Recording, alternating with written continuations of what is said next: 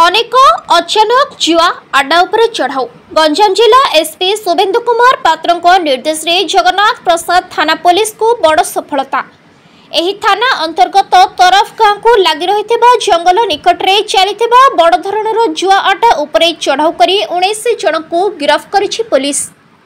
सेमानंको ठारू 4,04,340 टंका जबत करने सहित 2टी car 5टी bike 19टी mobile phone जबत होईछि।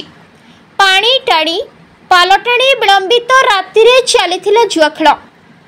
Ganjam SP निर्देश प्रकार भंजनगर एसडीपीओ डॉक्टर दीपक कुमार मिश्र नेतृत्व में पुलिस टीम एही चढ़ाऊ करथिले बोली एसडीपीओ श्री मिश्र प्रतिक्रिया रखिछंती।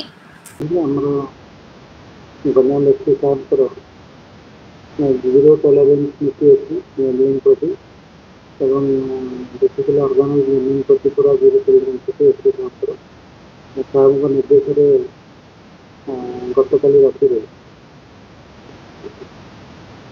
24 तारीख राति 24 राति आपको जगन्नाथ प्रसाद थाना अंचल गोटे तरफ बोली गाँव अच्छी से गाँव पाखे गोटे गैम्बलिंग चलता से गैम्बलिंग खबर पाई एसपी साहब निर्देश से आम चढ़ाऊ करूँ।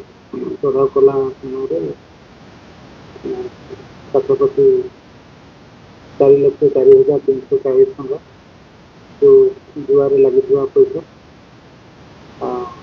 2 फोर व्हीलर 5टी मोटरसाइकिल 19 मोबाइल फोन प्राय 25-30 आपंकर प्लेइंग कार्ड पीड़ा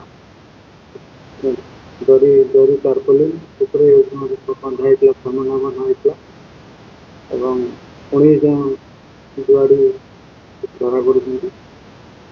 यही संक्रांत जगन्नाथपुर जगन्नाथ प्रसाद थाना गोटे मकदमा रुजु रही तदंत चली।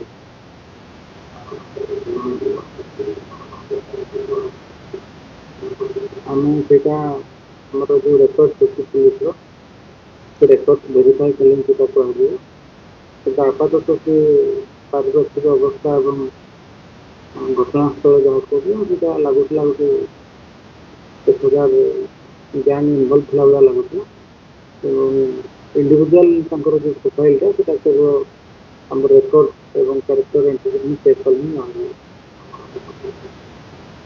गाड़ी जबत कहले 2टा फोर व्हीलर 5टा मोटरसाइकिल तो आज पर आईन जहाँ इंटरप्रिटेशन अच्छी से हिसाब से कर